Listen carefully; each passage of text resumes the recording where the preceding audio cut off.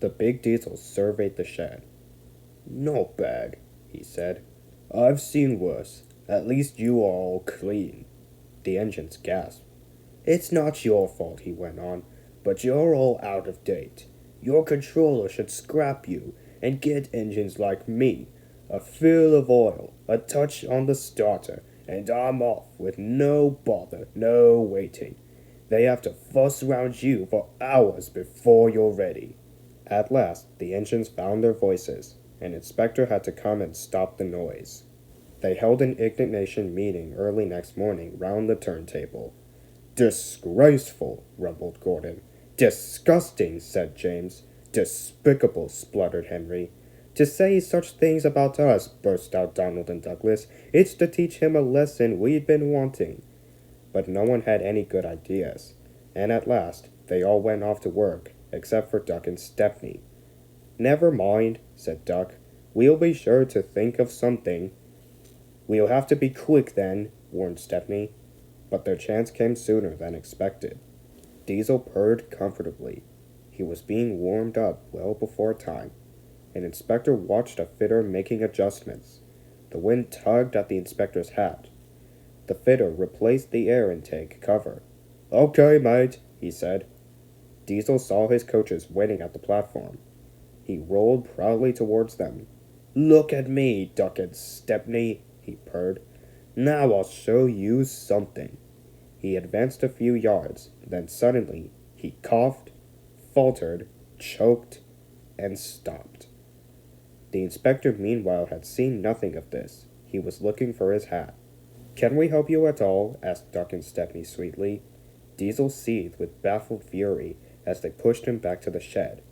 "My hat!" exclaimed the inspector as the cavalcade went by. "Bother your hat," said the Fat Controller crossly. "The train's due out in 10 minutes, and you'll have to take it, Duck." Duck looked doubtful, but when Stepney asked, "Can I help him, sir?" he felt better. The Fat Controller was pleased too, and hurried away almost cheerfully to make the arrangements. The engines and their crews made careful plans. "A good start's everything on a job like this," warned Stepney, so, as they backed down, they dropped sand on the rails, rolling it firm with their wheels.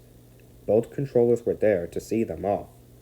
"Gordon will take over from halfway," said the Fat Controller, "so get the train done there. Never mind about being late. Good luck."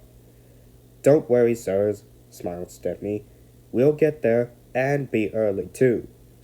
They stood waiting, sizzling with excitement, ready and eager to be off. At last, the guard's flag waved. The engines dug their wheels into the sand and gave a mighty heave. Come on, puffed Duck, while Stepney barked excitedly in front. Moving carefully over the points, they reached the open line. "Now for a sprint," whuffed Stepney. "I'm ready when you are," puffed Duck. Faster and faster they went, till their wheels were turning at such speed that the side rods were merely blurs. Under clear signals, they whizzed through Edward Station and charged at Gordon's Hill beyond. They felt the drag of their 15 coaches here. It was hard work, but once over the top, the last 10 miles were plain running, and they swept into the big station in fine style. "Hello," said Gordon. "You're early. That's one in the headlamp for old Diesel.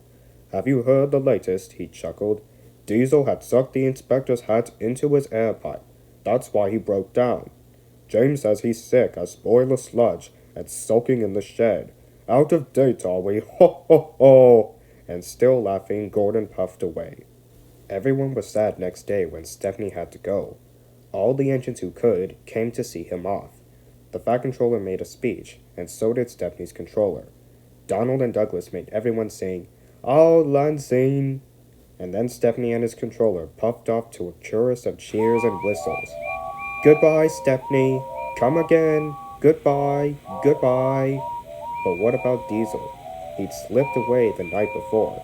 He said goodbye to no one, but left 2 things behind, the nasty smell of bad manners and a battered bowler hat.